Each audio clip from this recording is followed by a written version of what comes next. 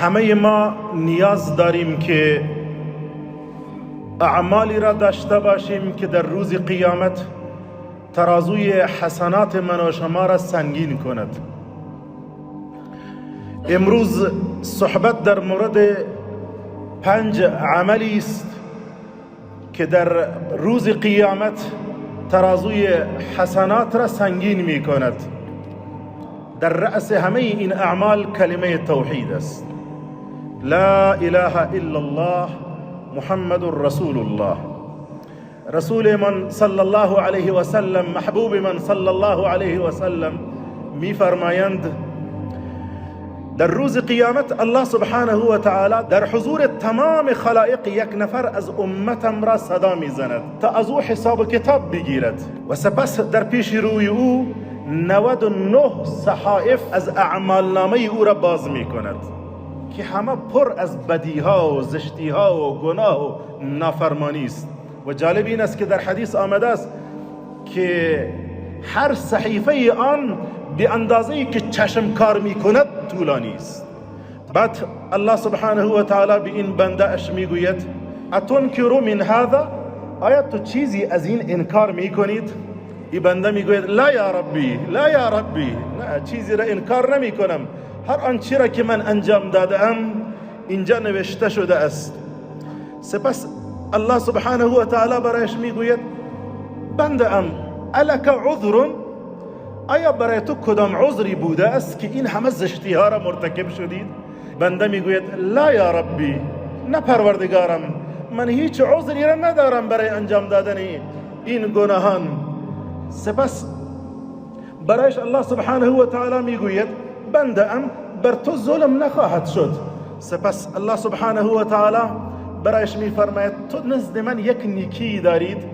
برایش بطاقه را باز می کند، آن اعمال نامه کوچکی را برایش می آورند، یک کتابچه‌ای را پیش رویش باز می کند که در آن نوشته شده است اشهد ان لا اله الا الله و اشهد ان محمدا عبده و رسوله.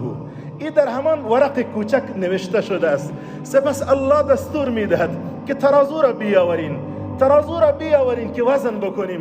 از یک طرف 99 اعمال نامه او را میمانند در یک کفه ترازو و در کفه دوم این بطاقه کوچک را که در آن شهادت لا اله الا الله محمد رسول الله نوشته شده است.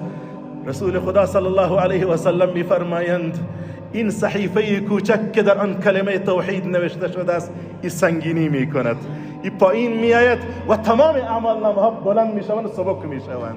این در مقابلش ترجیح پیدا می کند. سبحان الله، این همان یک نیکی بوده است که الله برای بندهش گفت یک نیکی را تو نزد من دارید. سپس رسول خدا صلی الله علیه و سلم فرمودند لا یثقل مع اسم الله شیء، هیچ چیزی با نام الله سنگینی نمی کند. چیزی در مقابل نام الله نمی تواند سنگین شود.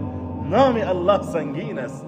این شخص کلمه توحید را با صدق و اخلاص گفته بود و باید این کلمه به کثرت خوانده شود. لا اله الا الله، لا اله الا الله. این در روز قیامت به کار می آید. این باید با صدق و اخلاص گفته بشود. و اما دومین چیزی که ترازو را سنگین می کند تسبیح و تحمید است. فرمود صلی الله علیه و سلم کلمتان خفیفتان علی اللسان ثقيلتان في الميزان حبيبتان إلى الرحمن سبحان الله وبحمده سبحان الله العظیم. فرمود دو کلمه است که بر زبان بسیار سبک است. چه معنا؟ گفتنش بسیار آسان است اما در ترازو بسیار سنگینند و در نزد الله بسیار دوست داشتنی هستند. آن دو کلمه چیستند؟ سبحان الله و بحمده سبحان الله العظیم. چقدر وقت گرفت؟ سبحان الله. الان شما تسبیح دستتان است. سبحان الله و بحمده سبحان الله العظیم. الان می آمدین طرف مسجد برای نماز جمعه چند دفعه ایره گفتین؟ چیزی است که ترازو را سنگین می کند، چیزی است که بر زبان سبک است، چیزی است که الله دوست دارد این دو کلمه را. و اما سومین چیزی که در ترازو بسیار سنگین است صبر نمودن است بر بالای از دست دادن فرزند صالح. وقتی یک انسان فرزند نیکو و صالح را از دست میدهد و او صبر میکند و اجرش را از الله میخواهد و راضی است به رضای الله، این عمل او در صحرای قیامت در ترازویش بسیار سنگینی میکند. رسول خدا صلی الله علیه و سلم میفرمایند بخین بخین واوا یا بخین بخین به به لخمس ما اسقلهن فی المیزان، برای 5 چیزی که چقدر در ترازوی عمل اینها سنگینی میکند. 1 لا اله الا الله، 2 و سبحان الله، 3 والحمد لله، 4 والله اکبر، 5 در آخر میفرماید والولد الصالح یتوفى للمرء المسلم فیحتسبه، فرزند صالح و نیکویی که از کسی وفات میکند و بعد او به امید اجر صبر میکند و راضی است به رضای الله، این در ترازوی عمل او بسیار سنگینی میکند. 4مین چیزی که ترازوی حسنات شما را سنگین میکند میدانین چیست؟ اخلاق حسنه. اخلاق حسنه، اخلاق نیکو کفه ترازوی شما را سنگین میکنه در روز قیامت. فرمود صلی الله علیه و سلم هیچ چیزی آنقدر در ترازوی اعمال یک انسان در روز قیامت سنگینی نمی کند از اخلاق نیکو. اخلاق نیکو بسیار سنگین است، کفه ترازو را بسیار سنگین می کند. چرا؟ چون حسن اخلاق دلیل حسن دین است، دلیل حسن ایمان است. چون حسن اخلاق تطبیق عملی اوامر الله است. و اما 5مین چیزی که در ترازوی حسنات سنگینی می کند همراهی با جنازه است. تا زمانی که نماز جنازه را می خوانید و بعد جنازه دفن می شود و بعد شما برمیگردین به خانه تان، این عمل در ترازوی اعمال نامه تان سنگینی می کند. فرمود صلی الله علیه و سلم هر کسی که جنازه را همراهی بکند و بعد نماز جنازه را بخواند و بعد از دفن جنازه و میت فارغ شود، فله قیراتان، برای او 2 قیرات است.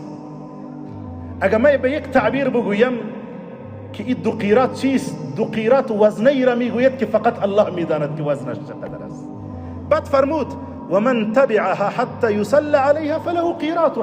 اما اگر کسی با جنازه همراهی بکند، کسی با جنازه همراهی بکند و فقط نماز جنازه را بخواند، کار دارد برمیگردد، ولی تا دفن میت همراهی نمی کند، نمیماند، زود برمیگردد، برای او 1 قیرات است، برای او 1 قیرات است.